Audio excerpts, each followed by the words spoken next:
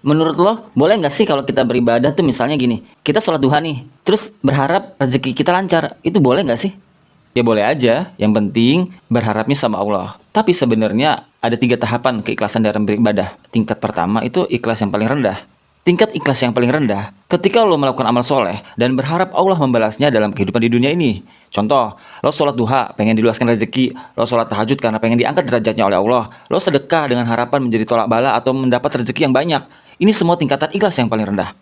Tingkatan ikhlas yang kedua, ketika lo beribadah, lo melakukan amal soleh, dan berharap Allah membalasnya di akhirat. Jadi ketika lo beribadah, beramal soleh, dan berharap Allah membalasnya di akhirat. Misalnya supaya dijauhkan dari api neraka, supaya dimasukkan di surga, supaya bertemu bidadari surga, supaya ketemu Rasulullah, dan sebagainya. Tapi ada tingkatan ikhlas yang ketiga. Ini tingkatan yang paling tinggi. Ketika lo melakukan perbuatan amal soleh, lo tidak lagi mengharapkan balasan di dunia dan akhirat. Lo hanya mengharapkan ridho Allah.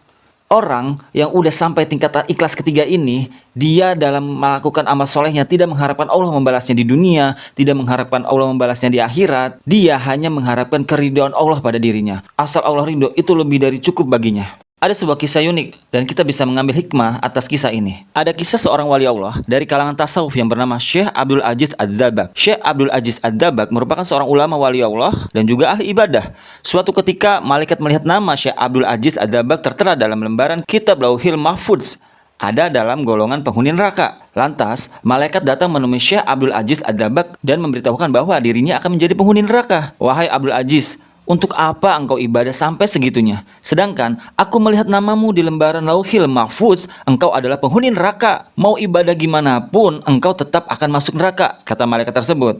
Kemudian Syekh Abdul Aziz Ad-Dabbagh menjawab, wahai malaikat, surga dan neraka bukan urusanku. Aku diciptakan oleh Allah Subhanahu wa taala hanya untuk beribadah kepada Allah Subhanahu wa taala. Sebagaimana Allah berfirman, "Tidaklah aku ciptakan jin dan manusia kecuali hanya untuk beribadah kepadaku. Mau aku masuk surga atau neraka, itu haknya Allah Subhanahu wa taala." Kemudian malaikat kembali ke Lauhil Mahfudz dan dilihat namanya dirubah oleh Allah Subhanahu wa taala menjadi penghuni surga. Lantas malaikat kembali mendatangi Syekh Abdul Aziz dan berkata, wahai Abdul Aziz, ada kabar gembira. Baru saja aku melihat namamu oleh Allah Subhanahu wa taala dirubah menjadi penghuni surga. Syekh Abdul Aziz Ad-Dabbagh menjawab, alhamdulillah. Walaupun begitu, aku tetap tidak mempunyai kewenangan memilih surga atau neraka, karena itu adalah hak Allah Subhanahu wa taala.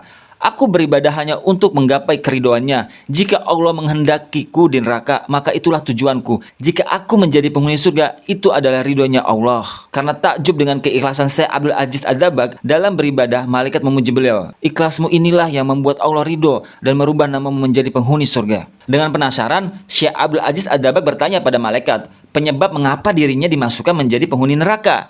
Kemudian malaikat menceritakan penyebabnya. Engkau ingat ketika engkau masih kecil, ketika umurmu sekitar 15 tahunan, engkau ingat ketika engkau tidur di kamar tidurmu, kemudian engkau mendengar suara langkah kaki ibumu menuju tempat tidurmu untuk menyuruhmu membeli sesuatu di pasar. Karena engkau mendengar suara langkah kaki ibumu menuju kamarmu, lalu engkau pura-pura tidur padahal engkau sudah bangun agar engkau tidak disuruh pergi ke pasar. Kata malaikat kepada Syekh Abdul Aziz.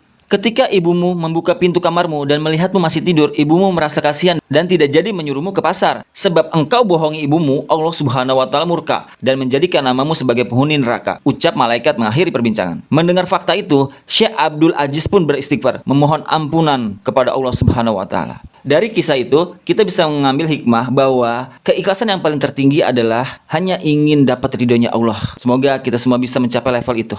Amin.